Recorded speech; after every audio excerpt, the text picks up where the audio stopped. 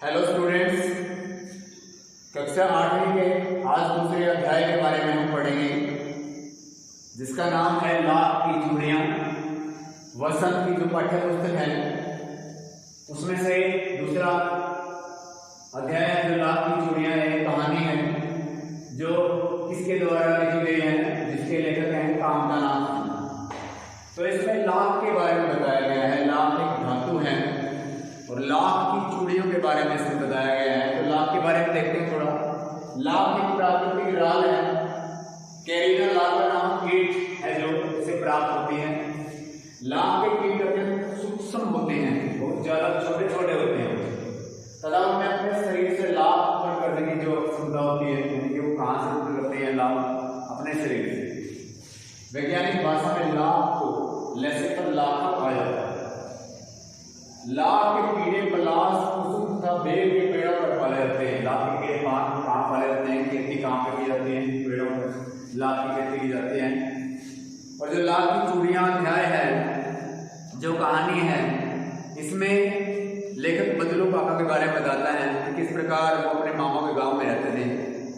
और वहां पर जो बदलू काका थे, वैसे तो मामा के गांव होने के कारण मुझे बदलू को बदलू मामा कहना चाहिए, परंतु मैं उसे बदलू मामा नहीं कहकर बदलू काका कहा करता था, क्योंकि गांव के सभी बच्चे उन्हें इसी नाम से पुकारते थे। और बहुत अच्छे आदमी थे वो। लाख को भट्टी में पिघलाते थे पहले, और फिर एक लकड़ी की चौखट पड़ी रहती थी जिस पर लाख मुलायम होने पर उसे सलाख के समान पतला करके चूड़ी का आकार देते थे।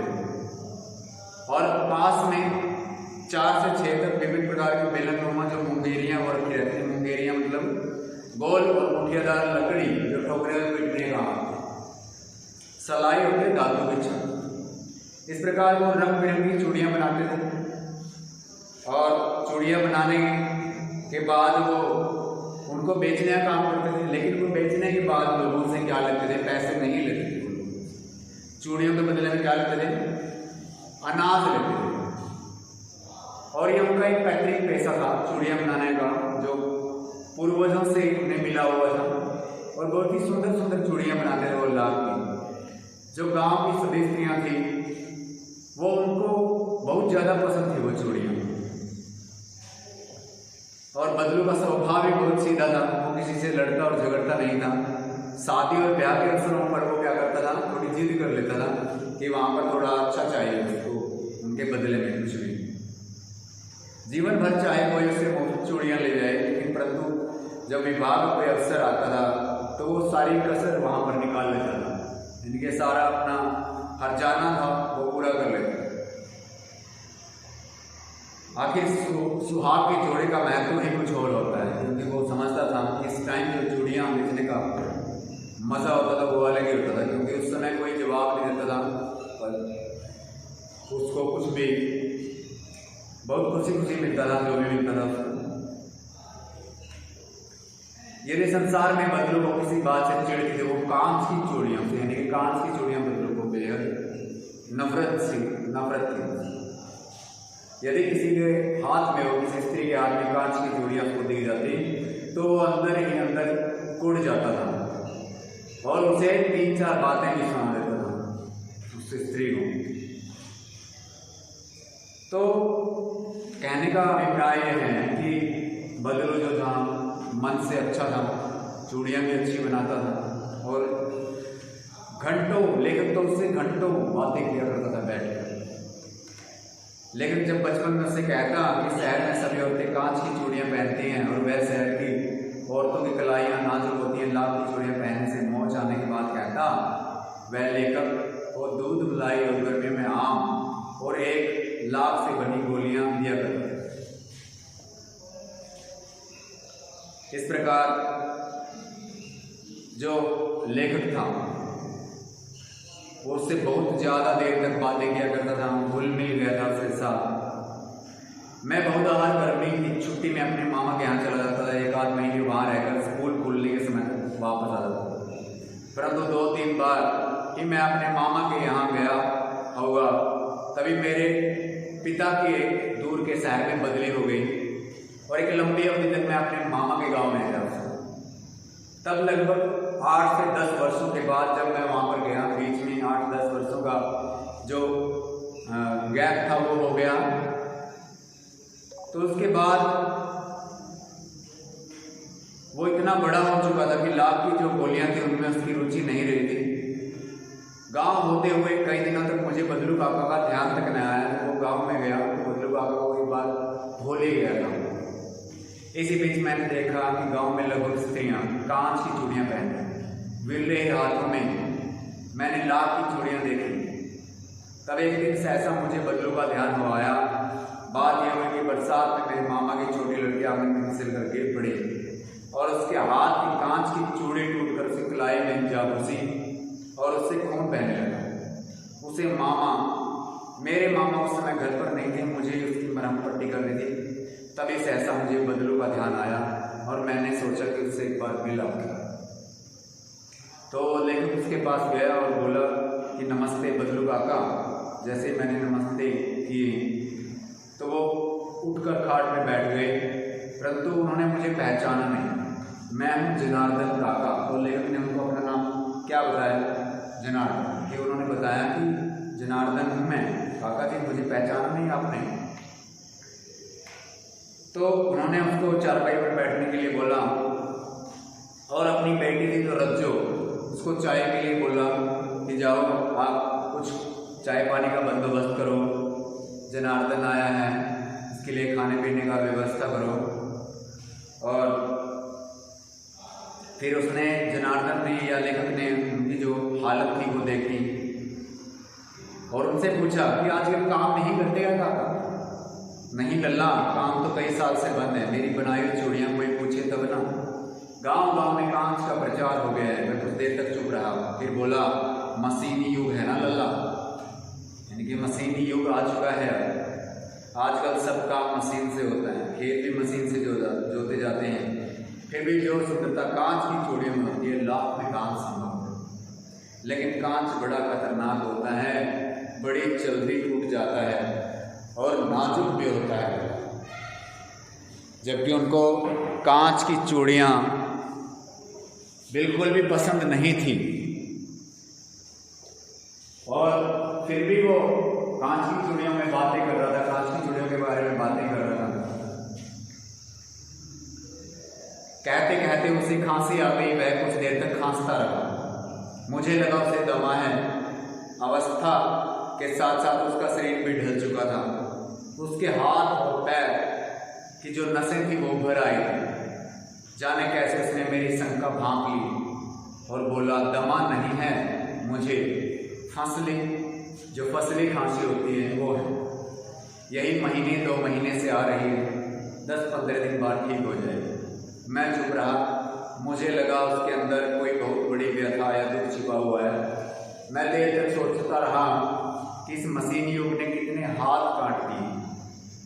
कुछ देर शांति रही जो मुझे अच्छी नहीं लगी।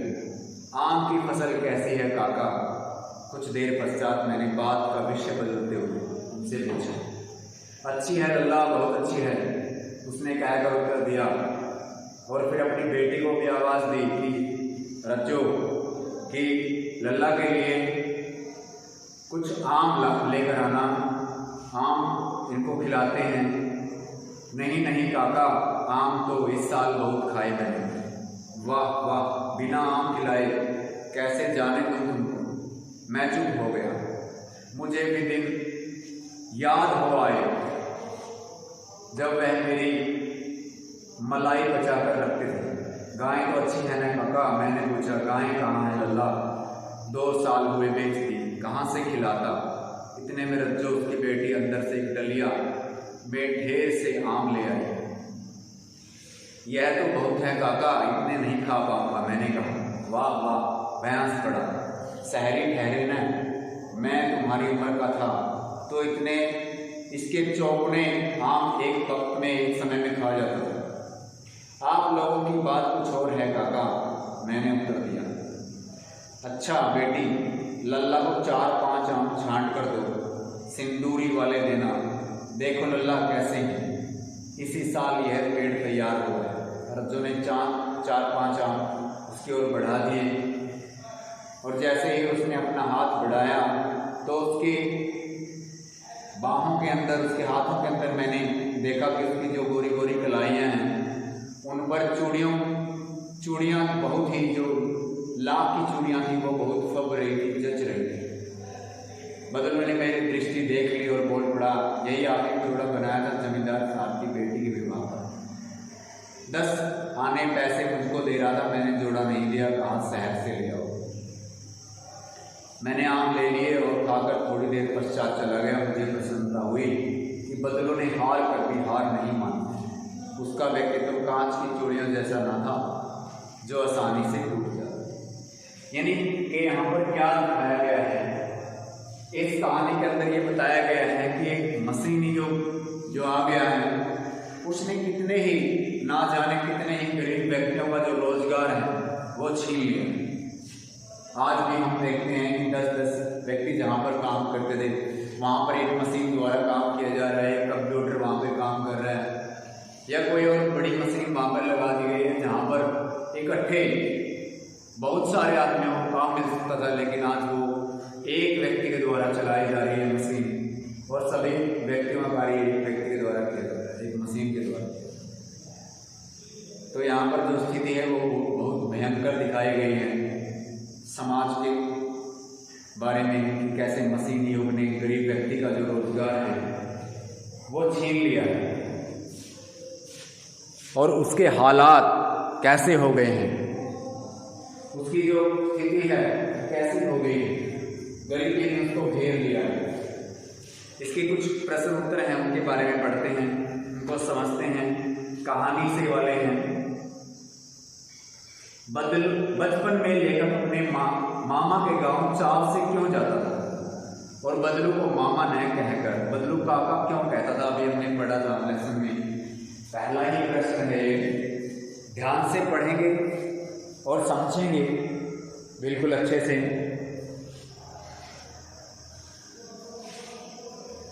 लेखक अपने मामा के घर चाव से इसलिए जाता था क्योंकि वह जब वहां से लौटता था तो उसे ढेर सारी रंग बिरंगी गोलियां मिलती। लेखक उसे बदलू काका कहता था क्योंकि गांव के सभी बच्चे उसे इसी नाम से पुकारते। प्रश्न नंबर 2 है, वस्तु विनिमय क्या है? विनिमय की प्रचलित पद्धति क्या है? वस्तु विनिमय पद्धति के अंदर वस्तु के बदले वस्तु का ही आदान प्रदान होता है, वस्तु के बदले में वस्तु ही ली जाती है। विनिमय की प्रचलित पद्धति में रुपए के बदले, यानी कि रुपए की जगह वस्तुओं को ही खरीदा जाता है। जैसे बदलू क्या करता था, चूड़ियां बेचता था, लेकिन चूड़ियों के बदले में पैसे बदलू नहीं लेता था। वहां पर क्या लेता है, बदले में अनाज ले लिया या कुछ और जरूरत का सामान ले लिया, घर की जरूरत का सामान। मशीनी युग ने, प्रश्न नंबर 3 है, मशीनी युग ने कितने हाथ काट दिए? इस पंक्ति में लेखक किस व्यथा की ओर संकेत कर रहा है, जैसे अभी अभी हमने चर्चा की थी। अपने इस कथन के द्वारा लेखक ये कहना चाहता है कि मशीनों के अत्यधिक प्रयोग ने हमारे अपने ही लोगों को बेरोजगार कर दिया है। कारीगर भूखमरी और गरीबी का शिकार हो रहे हैं क्योंकि उनका स्थान मशीनों में। प्रश्न नंबर 4 है, बदलू के मन में ऐसी कौन सी व्यथा थी जो लेखक से छिपी न रह सकी? ऐसा कौन सा दुख था उनके मन के अंदर जो लेखक से वो छिपा न सके? बदलू अपना रोजगार छिप जाने से अत्यंत व्यथित था। जब वह कांच की चूड़ियों को पसंद नहीं करता था, परंतु आज की लाख की चूड़ियों का स्थान में कांच की चूड़ियां ले चुकी थी। इस प्रकार लेखक से वो इस बात को छिपा नहीं सका।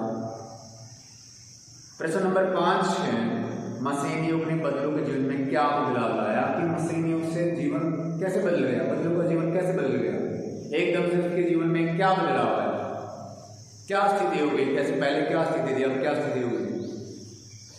मशीनी युग के कारण बदलू के हाथों द्वारा बनाई गई लाख की चूड़ियां बिकनी बंद हो गई। वह बेरोजगार तथा भुखमरी, बेरोजगारी तथा भुखमरी का जीवन जीने के लिए बाध्य हो गया, मजबूर कर दिया मशीनी युग ने उसको गरीबी के जो अंधकार में जाने के लिए। कहानी से आगे वाले अध्याय में, कहानी से आगे वाले क्वेश्चन हैं, आपने मेले में और बाजार में हाथ से बनी हुई चीजों को बिकते हुए देखा होगा। आपके मन में किसी चीज को जिसको बनाने की जो कला है वो इच्छा हुई होगी और आपने कोई कारीगरी सीखने का प्रयास किया होगा, उसके विषय में सीखना है। जैसे हम मेले में जाते हैं, वहाँ पे अनेक प्रकार की वस्तु देखते हैं। जैसे वहाँ पे जो हाथ से बनाई हुई वस्तुएं हैं वो ज़्यादा अच्छी लगती हैं हमें, क्योंकि जैसे मिट्टी से बनाई हुई वस्तुएं हैं, हाथ से बनाए हुए पंखे हैं या हाथ से बनाई हुई मूर्तियाँ हैं, बहुत सी चीज़ें ऐसे देखते हैं। और उनसे जैसे जूट का सामान है जो बनाया जाता है, उससे बनाना कुछ भी सीख सकते हैं, हम खुद भी बना सकते हैं ऐसा सामान। और प्रश्न नंबर 2 है, लाख की वस्तुओं का निर्माण भारत के किन किन राज्यों में होता है? लाख की चूड़ियों के अतिरिक्त क्या क्या चीज़ें बनाई जाती हैं? लाख की वस्तुएं सबसे ज़्यादा गुजरात, बंगाल और राजस्थान में बनती हैं। लाख से बने गहने, सजावटी सामान भी लाख से बनाया जाता है। इनके लाख एक ऐसा पदार्थ है जिसकी बहुत सी चीज़ें बनाने के लिए जिसका इस्तेमाल किया जाता है। और इस्तेमाल कहाँ पे किया जाता है? जो चूड़ियाँ बनाने में, गहने वगैरह बनाने में लाख की चूड़ियों का इस्तेमाल किया जाता है। यानी कि वहाँ पर और बहुत सी चीज़ें, खिलौने वगैरह भी लाख से बनाए जा सकते हैं। घर सजाने का सामान भी लाख से बनाया जा सकता है। सुंदर सुंदर आभूषण भी बनाए जा सकते हैं। और राजस्थान के जयपुर के अंदर लाख का सबसे ज़्यादा इस्तेमाल होता है, जो राजस्थान का जो इलाका है।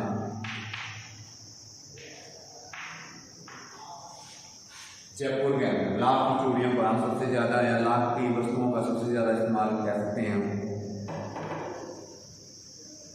तो ये प्रश्न उत्तर जो हमने किए, लेसन को हमने पढ़ा, जो भी इसके अंदर इम्पोर्टेंट चीज़ें थी वो हमने देखी। आपने क्या करना है, बार बार जो चीज़ समझ में नहीं आती, एक बार क्वेश्चन समझ में नहीं आता हमें, उसको 2 से 3 बार पढ़ सकते हैं हम। जो मीनिंग हमें समझ में नहीं आता उसका मीनिंग हम देख सकते हैं। कोई भी ऐसी चीज़ नहीं है जो आप याद ना कर सको। इसके अंदर कोई भी ऐसा क्वेश्चन नहीं है, बिल्कुल आसान, कहानी से रिलेट किए हुए सारे क्वेश्चन हैं। अपने आधार पर भी इनका उत्तर दे सकते हैं हम, कहानी से जुड़े हुए तथ्यों के आधार पर। जो कुछ चीज़ें हैं यहाँ पर, जैसे मुंगेरी, जैसे मैंने बताई थी, मिनी में अदल बदल करना वस्तुओं का, मचिया, एक चकोर, बैठने का स्थान जिसको बोल सकते हैं, मुखातिब होता है देख कर बातें करना, फबना, सजना, किसी चीज़ का शोभा देना। तो यहाँ पर बदलू के बारे में और उसकी जीवन की स्थिति के बारे में ही बताया गया है कि किस प्रकार जो उसका जीवन था वो कहाँ से कहाँ चला गया, पहले क्या था, उसकी स्थिति अच्छी थी, काम करता था, अच्छा कमा लेता था, घर का गुजारा कर लेता था। फिर लाख की चूड़ियों की जगह कांच की चूड़ियों का इस्तेमाल होने लग गया और कांच की चूड़ियों में किस प्रकार उसके जीवन का जो सारा खेल था वो बिगाड़ कर दिया। उसको भुखमरी और बेरोजगारी की जो कगार उस पर ला कर। इस प्रकार इस लेसन से आपको बहुत सी बातें सीखने को मिलती हैं।